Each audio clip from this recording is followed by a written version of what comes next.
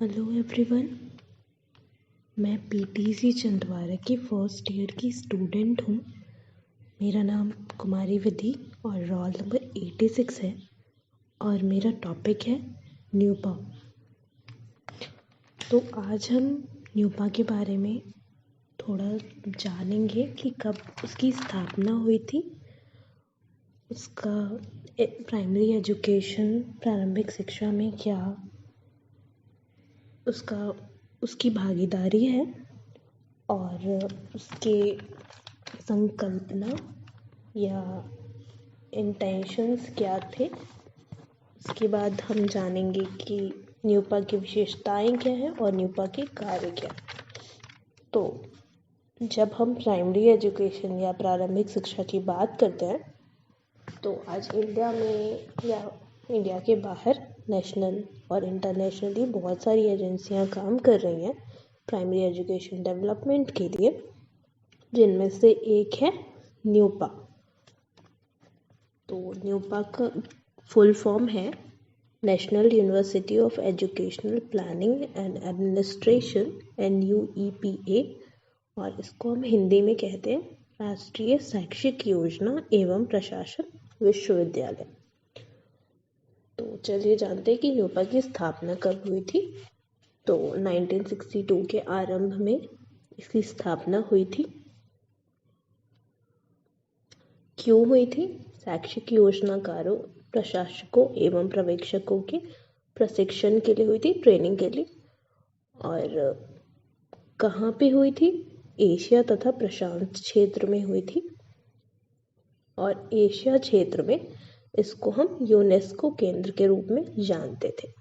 तो UNESCO UNESCO, UNESCO United Nations educational scientific and cultural organisation.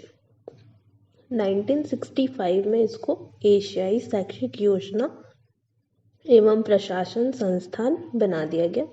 उसके 4 वर्ष बाद भारत सरकार ने इसको एक्वायर कर लिया, इसका अधिग्रहण कर लिया और इसका नाम राष्ट्रीय शैक्षिक योजनाकार एवं प्रशासन कॉलेज रख दिया गया।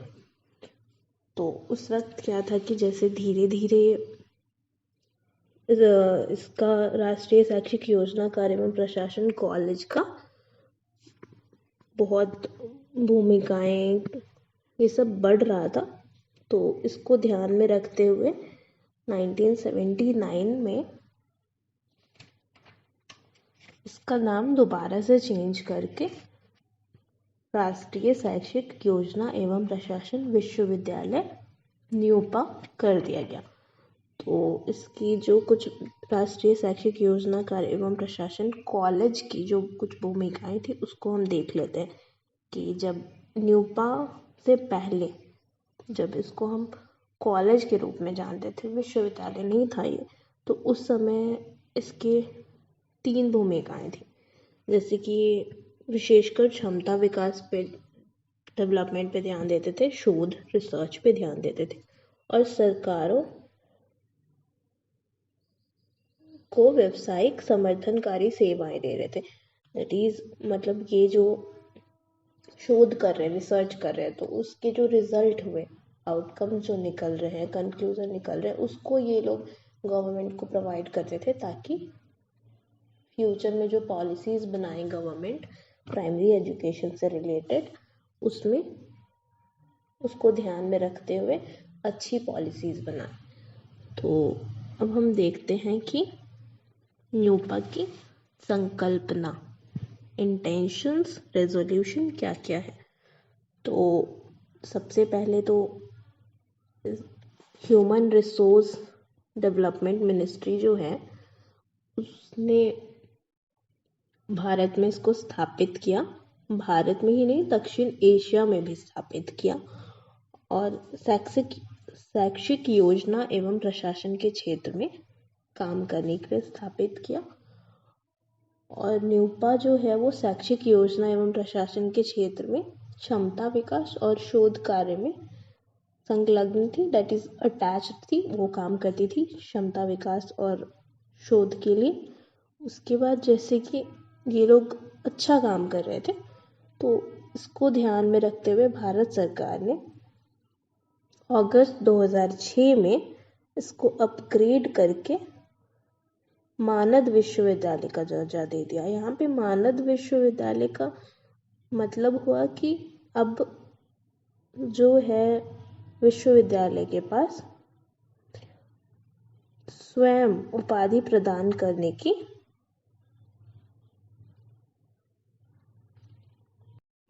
अधिकार है। उसके बाद जो है अन्य जैसे केंद्रीय विश्वविद्यालय हैं वैसे ही न्यूपा भी भारत सरकार द्वारा पूर्णतः वित्त पोषित है, डेट इज फाइनेंशियली डिपेंडेंट है न्यूपा सरकार के ऊपर। और जैसे कि जितने भी डोनेशंस वगैरह गवर्नमेंट न्यूपा को देगी जिससे ये अपने इंफ्रास्ट्रक्चर बना सके और सब चीज़ें कर सके। अब हम देखते हैं कि न्यूपा की विशेषताएं क्या क्या हैं। तो कुछ विशेषता तो हमने देख ली थी कि ये विकास करने पे ध्यान देती है, क्षमता विकास करने पे, उसके बाद शोध करने पे ध्यान देती है। इसके अलावा और भी बहुत सारी गतिविधियां हैं जिसमें ये ध्यान देती हैं, जैसे कि शिक्षा नीति हो गई। उसके बाद योजना एवं प्रशासन के क्षेत्र में अंतर शास्त्रीय समाज विज्ञान में MPhil PhD अंशकालीन PhD करवाती है। उसके पाठ्यक्रम भी संचालित करवाती है। और राष्ट्रीय शैक्षिक योजना एवं प्रशासन में कितने विभाग हैं? तो 10 विभाग हैं और इनमें बहुत प्रतिष्ठित बहुशास्त्रीय संकाय हैं, that is trained and qualified faculties हैं। जो न्यूपा है वो नेशनली और इंटरनेशनली बहुत अच्छा काम कर रही है। तो ऑब्वियस है कि हमें बहुत क्वालिफाइड ट्रेंड टीचर्स की ज़रूरत है, फैकल्टीज़ की ज़रूरत है, तो जो कि यहाँ पे है। और विश्वविद्यालय का पुस्तकालय लाइब्रेरी बहुत ही समृद्ध है, प्रॉस्पर है, जहाँ पे हमें शैक्षिक योजना एवं प्रशासन से संबंधित महत्वपूर्ण पुस्तकें, राष्ट्रीय एवं अंतर्राष्ट्रीय जर्नल और सरकारी दस्तावेज सब कुछ उपलब्ध है। और यहाँ पे जो रिसर्चर्स हैं, जो पहले पास्ट के जो रिसर्चर्स होंगे उनका रिसर्च रिपोर्ट जो होगा वो भी अवेलेबल होगा, ताकि फ्यूचर में अगर किसी को रिसर्च करना है तो उनको पता हो कि ये सारे टॉपिक जो हैं जिन पे रिसर्च किया गया है उसका रिजल्ट, उसका आउटकम क्या निकला था और हमें किस प्रकार इस रिसर्च को आगे बढ़ाना चाहिए। उसके बाद जो है न्यूपा के कार्य क्या हैं, वर्क। तो कार्य हैं सबसे पहले प्रशिक्षण कार्यक्रम, ट्रेनिंग देना, अनुसंधान कार्य, रिसर्च करना।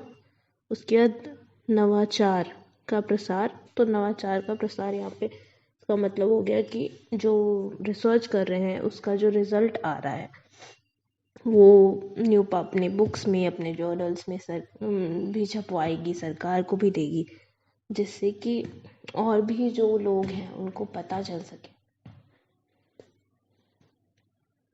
नवाचार का प्रसार हो सके। उसके बाद है परामर्शदात्री सेवाएं, दैट इज कंसल्टेशन पे भी ध्यान देती है। और उसके बाद लास्ट है प्रकाशन कार्यक्रम। और यहाँ पे ये टॉपिक ख़त्म होता है। Thank you.